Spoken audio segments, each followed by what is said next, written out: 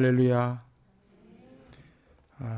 오늘 특별히 지난 3년 동안 중단되었던 이 성만찬을 특별히 지난주 세례와 입교를 한 우리 보석 같은 우리 아이들과 함께 거행함이 얼마나 감격스럽고 은혜가 있는지요.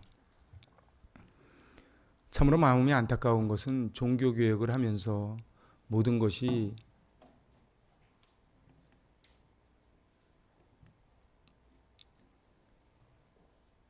잘못된 것을 바로잡고, 그리고 교회가 교회되게 하고, 그리고 말씀으로 돌아가는 참으로 귀한 순작용이 많았음에도 불구하고 이 종교개혁의 가장 역작용 하나가 바로 성만찬의 축소입니다. 천주교 가보신 분은 알겠지만은 천주교는 미사 때마다 이 성만찬을 하지요. 저희는 개신교는 이 성찬을 특별한 1년에 한두 번 정도 이렇게 합니다. 제가 맨 처음에 개척을 하면서 제일 먼저 준비한 성물이 바로 이 성찬기입니다. 성찬은 신학을 결정짓고, 그리고 성찬은 카톨릭과 개신교를 결정짓고, 바로 이 성찬의 정신이 이단과 정통을 결정짓는 너무너무 중요한 이 성찬이지요. 사도행전에 보면 떡을 떼려 하여 모였다 하는 그런 표현들이 많이 나옵니다. 이 표현은 곧 성찬을 위해 모였다, 그런 뜻입니다. 그러니까 예수님께서 잡히시기 전날 밤 떡과 잔을 나누시고 이제 말씀하십니다. 이것은 너희를 위하여 찢긴 나의 몸이다. 이것은 너희를 위하여 흘린 나의 피다.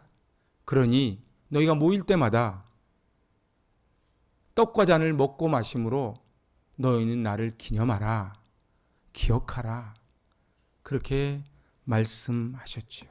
그럼 성만찬은 도대체 무엇인가? 성만찬은 예수님의 명령을 따라 예수님의 십자가의 은혜를 기억하면서 예수님이 직접 하셨던 것을 재현하는 것이 성만찬입니다. 우리 다시 한번, 우리 어린 친구들도 있는데 다시 한번 읽어보실래요? 성만찬이 무엇인가? 시작. 예수님의 명령을 따라 예수님의 십자가의 은혜를 기억하면서 예수님이 직접 하셨던 것을 재현하는 것이 바로 이 성만찬입니다. 이 헬리나우에는 말하기를 이 성만찬이야말로 그리스도인이 누군가를 설명해 주는 가장 중요한 상징이다, 이렇게 표현을 합니다. 성만찬은 너무너무 중요합니다. 그리고 성만찬이 무엇인가를 우리가 아는 것이 중요합니다. 그냥 떡 받고 잔 받는 것이 끝이 아니지요. 캐톨릭은 잔은 주지 않고 떡만 줍니다. 떡도 우리 같은 떡이 아닌 얇은 전병을 줍니다. 그것도 다 신학이 들어있습니다. 우리는 반쪽짜리 성만찬은 옳지 않다고 하는 것이 개신교 프로테스탄트입니다. 그래서 떡을, 그리고 잔을 받고 마시는 것이지요. 오늘 그 26절을 보면은 의미심장한 4개의 동사가 나옵니다. 그것은 바로 가지사, 테이크입니다. 그리고 축복하사, bless죠. 그리고 떼어, 이 떼어라는 말이요, 사실 영어 성경 원어적으로는 broke, 깨지는 것입니다. 그리고 주셨다, gave. 자, 그러니까 이 성만찬에는 4가지 정신이 들어 있습니다. 가지시고, 축복하시고, 쪼개시고 우리에게 주신 것이지요. 그래서 이 4개의 동사를 근거로 바로 이 그리스도인의 정체성은 4가지 정체성을 띱니다. 같이 해보실래요? 선택받은 자, 축복받은 자, 상처받은 자, 나누어 주는 자. 이 4가지 정체성이 바로 오늘 본문에 의거해서 잡은 바로 크리스찬의 정체성입니다. 그래서 오늘 이 4가지를 중심으로 함께 은혜를 나누고자 합니다. 자, 우리의 정체성은 도대체 무엇인가? 내가 누군지를 알아야지요. 내가 누군지를 알아야 됩니다. 우리는 크리스찬인데 도대체 크리스찬이 무엇인가? 첫 번째는 선택받은 자라는 것입니다. 예수님이 요단강에서 세례 받으실 때에 하늘의 문이 열리고 비둘기 같은 성령이 내려오시면서 이런 음성이 들립니다. 너는 내 사랑하는 아들이요 내 기뻐하는 자라. 우리 마태복음 3장 17절 말씀 다시 받들어 봉독합니다. 너는 나의 사랑하는 자요 내가 기뻐하는 자라. 세례가 얼마나 중요한 것인가. 이 세례를 받을 때에 하늘의 문이 열렸다는 거예요. 그리고 비둘기 같은 성령이 내려왔다는 거예요. 그러면서 음성이 들렸는데 뭐라고요? 너는 내 사랑하는 자요 내 기뻐하는 자라. 천지를 지으신 하나님이 우리를 자녀로 선택해 주셨다는 것입니다. 오늘 우리의 정체성은 무엇입니까? 사단이 우리를 파괴하는 건 바로 우리의 건강한 자아상, 자존감을 파괴시킵니다. 그래서 함부로 대합니다. 남에게 막말을 막 합니다. 갑질을 합니다. 자기의 권력을 가지고 돈을 가지고 사람들을 억눌러요. 그건 사단이 하는 일이에요. 하나님은 그렇게 말씀하지 않으세요. 너는 보석과도 같은 내 눈에 넣어도 아프지 않은 소중한 존재이다. 사랑하는 여러분, 오늘 우리는 이 성찬, 이 성만찬을 대하면서 오늘 우리는 하나님이 우리를 선택해서 우리를 지명해서 우리를 부르신 귀한 존재임을 믿으시길 바랍니다. 이제 두 번째 정체성은 바로 축복받은 자라는 것입니다. 주님께서 우리를 선택하신 후에 그 다음에 제일 먼저 하신 일이 축복하시는 일이었습니다. 유대인들은 참 자녀 교육을 잘 시키는 것으로 세계적으로 유명하지요. 그런데 유대인들은 늘 모든 행사의 하이라이트는 축복하는 것입니다. 아이가 태어나면 제일 먼저 축복을 합니다. 그리고 생일 행사를 하면은 생일 행사의 최고 절정은 브레스입니다. 바미츠바, 성인식을 할 때에 부모와 이웃, 그리고 우리 꼭 결혼식 할 때 축의금 하듯이 이제 동네 사람들이 다 와서 축의금을 하지요. 그러면서 그 아이를 축복을 합니다. 그러면 부모님은 그 돈을 모아놨다가 나중에 고등학교 졸업할 때 그 돈을 시드머니로 해서 줍니다. 그래서 그것으로 아이들이 어린 시절부터 경제적인 것을 깨닫게 되고 그리고 삶의 현장에서 살아가지요. 중요한 거는 학교에 갈 때, 입학할 때, 여행 떠날 때, 전쟁 나갈 때 축복을 합니다. 그리고 내 인생이 마지막이라고 생각할 땐 자녀들을 다 모아놓고 마지막에 축복을 합니다. 우리는 모두 축복 속에 태어났고 축복 속에 살아가고 그리고 축복을 남기며 가야 되는 우리의 정체성임을 깨달으실 수 있기를 바랍니다. 그래서 우리는 늘 축복을 해줘야 돼요. 우리 사랑하는 아이들이 무엇을 먹고 자라납니까? 축복을 먹고 자라납니다. 우리 아이들 한번 축복합시다. 너무너무 귀한 하나님의 자녀다. 책 읽듯이 하지 마시고 축복하고 사랑합니다. 여러분 가족을 축복하시기 바랍니다. 자녀를 축복하시기 바랍니다. 이웃을 축복하시기 바랍니다. 이웃을 파괴하고 저주하는 사단의 도구가 되지 마시길 바랍니다. 다른 사람의 마음에 상처를 주는 것은 사단이 하는 일이에요. 우리 하나님이 하시는 일은 축복하시는 일이에요. 그래서 축복의 도구가 되시기 바랍니다. 저를 한번 따라 하시죠. 예수님의 영은 축복의 영이십니다. 예수님의 영은 축복의 영이세요. 그 제자들이요, 예수님 다 버리고 도망갔을 때도 예수님이 갈릴리 해변에서 나타나셔서 책망하지 않으셨어요. 그냥 물어보셨어요. 너는 나를 사랑하느냐?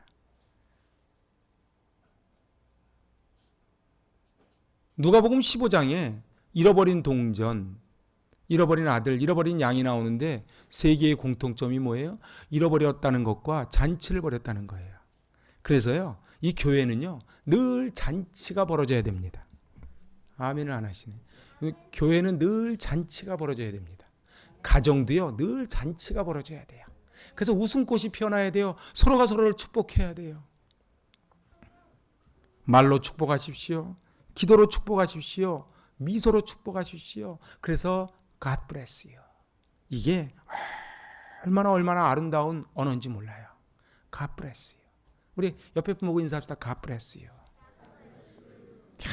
우리는 축복받은 자, 아니 축복을 받아야만 되는 인생인 줄로 믿습니다. 그래서 이 예수님의 이 영은 이제 축복의 영이에요. 그래서 God bless you. 같이 해보실래요? 당신은 사랑받기 위해 태어난 소중한 존재입니다. 아멘. 당신은 사랑받기 위해 태어난 사람 노래를 세상 사람들도 많이 알더라고요. 근데 여러분들 정말 그걸 믿으십니까? 정말 우리는 사랑받기 위해 태어난 존재임을 믿으십니까? 네, 아멘. Yes. 예. 제가 우리 아이들과 함께 예배를 드리니까 설교하는 맛이 나는 것 같아요. 반응이 있어. 예. 어떻게 우리 친구들은 아침에 일어나서 굿모닝 홀리 스피릿 한번 했습니까? 예, 감사합니다. 맞습니다. God bless you. 당신은 사랑받기에 태어난 존재입니다. 그래서 사랑 주고 사랑받는 그러한 주님의 참 제자 될 수 있기를 바랍니다. 이제 세 번째는 깨어져야 되는 것입니다. 성찬의 떡은 선택받은 떡이고 축복받은 떡입니다. 그런데 그 떡을 취하신 후에 깨뜨리십니다. 우리는 한글 성경에는 떡을 떼며 이렇게 되어 있지만은 영어 성경은 broke the bread 이렇게 되어 있어요. 그러니까 빵을 깨시고 빵을 찢으신 것이지요. 왜 깨뜨림이 필요합니까? 나누는 자가 되기 위해서 깨뜨리는 것입니다.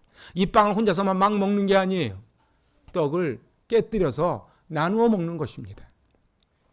마리아가 옥합을 깨뜨리자 그 비싼 나디향이 흘려나와 예수님의 발을 적시고 온 집안을 향기로 가득 채울 수 있었습니다. 하나님이 저와 여러분을 깨뜨리신다는 사실을 믿으시는지요? 그래서 오늘 우리는 떡을 떼야 돼요. 아니요, 떡을 찢어야 돼요. 떡을 깨뜨려야 돼요. 깨뜨리는 목적이 뭐라고요? 나누는 자가 되기 위하여. 요한복음 12장 24절 말씀입니다. 받들어 봉독합니다. 내가 진실로 너에게 이르노니 한 알의 밀이 땅에 떨어져 죽지 아니하면 한 알 그대로 있거니와 죽으면 많은 열매를 맺느니라. 아멘. 우리 증도 갔을 때 그 문준경 전도사님 그 기념관 앞에 써붙인 말씀이 바로 이 말씀입니다. 그렇습니다. 문준경이라고 하는 소방 맞은 한 여인이 썩은 미랄이 되니 지금도 그 저 신안 앞바다의 조그마한 섬 증도가 술집이 없고 담배가게가 없고 절이 없고 성당이 없는 그러한 무공의 기가 막힌 섬으로 변한 까닭이 무엇입니까? 문준경이라고 하는 그 한 여인이 썩은 미랄이 됐기 때문에 그래요. 우리는 인생도 마찬가지입니다. 우리는 선택해야 됩니다. 내가 썩지 않고 큰 소리 뻥뻥 치다가 자기 혼자 죽어갈 것인지 썩은 미랄이 되어 많은 열매를 맺고 살 것인지. 깨뜨림은 아픔이요 고난이요 상처입니다. 그런데 깨뜨려져야 빛이 나옵니다. 기드온의 300용사 기억하십니까? 항아리 속에 횃불을 딱 넣고 있다가 어떻게 합니까? 깨뜨립니다. 깨뜨리자 불빛이 새어나오기 시작을 하지요. 인생에 상처 없이 하나님의 사람으로 만들어지지 않습니다. 그렇습니다. 시인의 고백처럼 상처 없는 새가 어디 있으랴. 그런데요, 어떤 사람은 상처 때문에 죽는 사람이 있고요, 어떤 사람은 상처 때문에 정금으로 거듭나는 사람이 있는 것이지요. 저를 한번 따라 하시죠. 믿음은 반응입니다. 내가 저 사람 때문에 못 살겠어요가 아니에요. 그거를 받아들이지 못하는 내 믿음이 연약해서 무너지는 거예요. 내가 지금 열대야 때문에 힘든 게 아니에요. 그리고 코로나 때문에 힘든 게 아니에요. 그것을 이겨낼 만한 저항력이 우리에게 떨어지는 것입니다. 예수님도 상처를 많이 받으셨습니다. 예수님이 얼마나 억울한 소리를 많이 들으셨습니까? 예수님은 채찍에도 맞으셨습니다. 예수님은 십자가에서 상처의 절정을 맛보셨습니다. 바로 오늘 이 말씀은 십자가 지시기 전에 주신 말씀이에요. 하늘의 밀로 오신 그분이 십자가에서 깨어짐으로 수많은 영혼들을 구원하신 것입니다. 만일 예수님이 십자가를 지시지 않았다면 오늘 우리가 어찌 이 자리에 있을 수 있겠습니까? 십자가를 피하지 마시기를 바랍니다. 누구든지 나를 따르려거든 자기 십자가를 지라 말씀하셨는데, 십자가에 달려 우리가 죽어야 되고 피 흘려야 되고 찢어져야 되고 깨어져야 바로 예수님의 사명을 감당하지요. 왜 우리가 지금 이 시대를 살아가기가 이렇게 힘이 드는가? 차가 없고 집이 없고 돈이 없어서가 아니고 이제 죽으려고 하지 않아요. 가정이 왜 자꾸 힘들어지는가? 가정 안에서도 죽으려고 하지 않아요. 교회가 왜 시끄러워지는가? 교회에서도 죽으려고 하지 않아요. 내 기분, 내 감정이 너무 소중해요. 그런데 우리 주님 그렇게 기도하십니다. 내 뜻대로 마옵시고 아버지의 뜻대로 하옵소서. 저는 성지순례 갔을 때 그 겟세마네 동산 가서 그 안내하는 목사님이 그러시더라고요. 이 나무가 바로 골고다 언덕이 딱 보이는 거예요. 이 나무가 예수님이 십자가 달리시는 것을 바라봤을 나무라고. 그러니까 2000년이 넘는 수령을 가진 나무지요. 그 감람나무, 제가 언젠가 성지, 영구 공부하면서 말씀드렸죠. 해필이면 왜 예수님은 감람나무에서 마지막 밤을 보내셨는가? 바로 감람나무야말로 으깨지고 뽀개지고 모든 진액을 다 뽑아서 내는 기름이 감람유, 그것이 바로 성전에 쓰이는 기름이라는 거예요. 우리 주님은 땀방울이 핏방울이 되도록 기도했어요. 왜요? 내 뜻대로 마옵시고 아버지의 뜻대로 하옵소서. 사랑하는 여러분, 깨어져야 됩니다. 그래서 소재물은 곱게 갈리지요. 그래서 이 소재물은 소리가 나지 않습니다. 곱게 갈려서 동그란 그릇이면 동그란데 네모난 그릇이면 네모난 곳에 들어가야 비로소 하나님이 쓰십니다. 하나님은 잘난 사람을 쓰지 않으세요. 곱게 갈린 사람을 쓰십니다. 사랑하는 여러분, 인생사 살다가 거친 파도가 몰려옵니까? 아, 하나님이 나를 부수시는구나 생각하시고 하나님이 나를 쓰시려는구나, 그렇게 해석을 잘 하실 수 있기를 바랍니다. 이제 마지막입니다. 마지막 정체성이 뭐예요? 바로 우리는 나누어주는 자라는 거예요. 최후의 만찬 자리에서 테이크, 취하시고 그리고 축복하시고 그리고 찢으시고 그 다음 마지막이 뭐예요? 이거 다 왜 해요? 나누어 주시기 위해서. 그래서 성만찬은 4가지 동사입니다. 우리 어린 친구들 다 기억하지요? 첫 번째가 뭐? 그렇지. 가지사 취하시고 축복하시고 깨뜨리시고 이렇게 다 하는 목적이 뭐라고요? 나누어 주시기 위해서. 그래서 예수님 말씀하시나 받으라 먹으라. 그러니까 예수님이 받으라 먹으라 하실 때는 이 떡을 택하신 거예요. 그 떡을 축사하신 거예요. 그리고 떡을 찢으신 거예요. 그 목적이 뭐라고요? 자기 혼자 냉장고에 넣어놓고 혼자서 먹으려고 하는 것이 아니라는 사실입니다. 우리 주님은 당신의 존재를 내어주셨습니다. 그래서 이렇게 말씀하시죠. 받아 먹으라. 이것이 내 몸이니라. 요한복음 6장 53절입니다. 받들어 봉독합니다.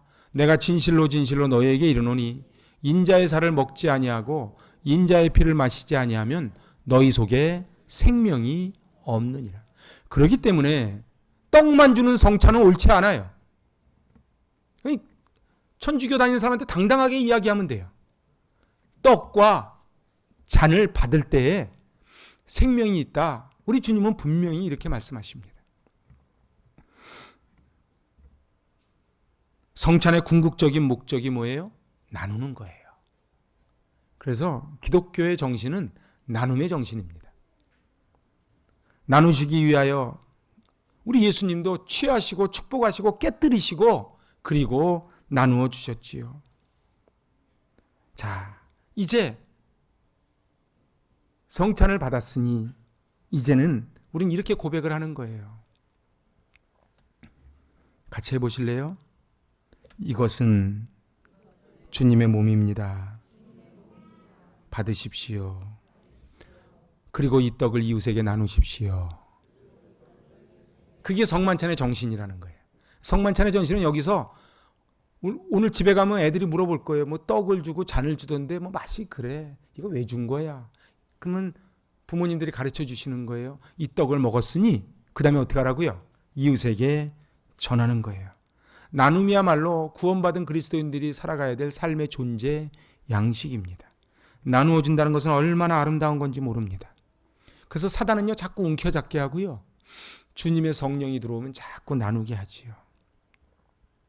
그래서 성만찬은 그리스도 안에서 한 형제 자매 된 우리 모두가 둘러앉아 식사를 하는 것입니다. 성만찬은 그래서 성도들의 연합과 교제를 나타내는 것이고 영적 양식을 공급받는 것이 성만찬입니다. 우리 다시 한번 읽어보실래요? 성만찬은 성도들의 연합과 교제를 나타내는 것이며 영적 양식을 공급받는 것. 이렇게 중요한 성만찬을 1년에 한 번 아니면 2번 해요. 제가 맨 처음에 개척을 했더니 다른 교회 다니다 온 분이 저한테 이렇게 컴플레인을 합니다. 목사님, 우리 성만찬 너무 자주 하는 거 아닙니까? 사람은요, 자기가 알면 그게 다 옳다고 믿어요. 그럼 배우려고 생각하지 않아요. 도대체 왜 저럴까? 이렇게 궁금한 게 아니야.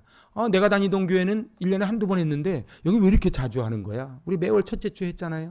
그래서 제가 그렇게 얘기했어요. 52주 해야 되는데 내가 절제해서 12번 하는 겁니다.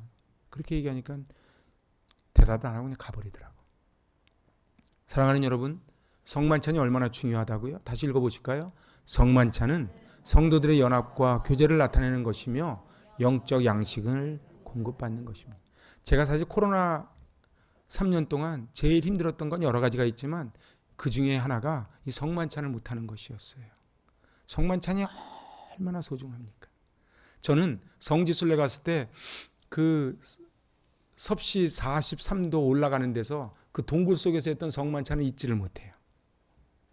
그 터키 동굴 속에서 성만찬을 하는데 우리같이 지금 이렇게 떡과 잔을 쫙 쪼개가지고 이렇게 하지 않고 빵 이만한 거 그리고 포도주 이만한 잔 대접에다 그래서 쭉 도는 거예요. 자기가 먹을 만큼 떡 띄고 마실 만큼 마시고 어떤 친구는 너무 많이 마셔서 얼굴이 벌게졌더라고. 그 성만찬의 의미가 뭐예요? 한 떡을 찢어서 먹고 한 잔을 같이 마셨으니 이제 한 상에 둘러앉은 형제 자매라고 하는 그 의미가 있고 그리고 예수님의 살과 예수님의 피를 상징하는 것을 먹고 마셨으니 이제 내가 사는 것이 아니요 내 안에 예수가 사는 것임을 결단하는 성만찬입니다. 같이 한번 해보실래요? 성만찬은 천국잔치의 시식입니다. 그 천국 가면은 날마다 이제 이 성만찬이 벌어지는데 이 시식을 하는 거예요. 그죠? 제가 어저께 이마트 갔더니 시식 코너가 있더라고. 시식이 있죠. 시식이 있는 거예요. 제가 성만찬에 쓸 그 빵을 사보겠다고 제가 한번 가봤어요. 갔더니 시식 코너가 있는 거예요. 근데 우리 천국 가면 이 성만찬이 날마다 있다는 거예요. 사랑하는 여러분, 오늘 우리는 이 교회가 그래서 천국의 모델하우스인 거예요. 사랑하는 여러분, 제가 이제 말씀을 마치려고 합니다. 이곳에서 천국을 경험하지 못하면 죽어서도 천국 못 갑니다. 아멘. 그래서 교회에 불만이 없는 거예요. 그런데 다툼이 있고 분쟁이 있는 교회를 다니는 사람은 미안하지만 천국을 그리지를 못합니다. 그래서 가정이 천국이 돼야 되고 교회가 천국이 되는 게 마땅한데 악한 사단마귀는 가정을 깨고 교회를 깨고 붙어라 싸워라 그렇게 만듭니다. 우리 주님만 마음이 아픕니다. 그러죠? 애들끼리 싸우면 부모 마음 찢어집니다. 오늘 우리는 과연 크리스찬으로서의 정체성이 무엇인가? 오늘 네 가지 하고 오늘 말씀 마칩니다. 첫 번째, 선택받은 자입니다. 축복받은 자입니다. 상처받은 자입니다. 나누어 주는 자입니다. 아멘. 기도하십니다. 하나님 아버지, 참 감사합니다. 이 성만찬, 특별히 우리 지난주에 어린이 세례와 입교를 받은 우리 보석과도 같은 우리 아이들 함께 참여했습니다. 선택받은 자로서, 축복받은 자로서, 그리고 상처받은 자로서 나누어 주는 자가 되게 하여 주시고, 성만찬의 정신을 이어받아 하나 되는 공동체, 날마다 영적 양식을 공급받는 저희들 되게 하여 주시옵소서. 예수님의 이름으로 축복하며 기도하옵나이다. 아멘.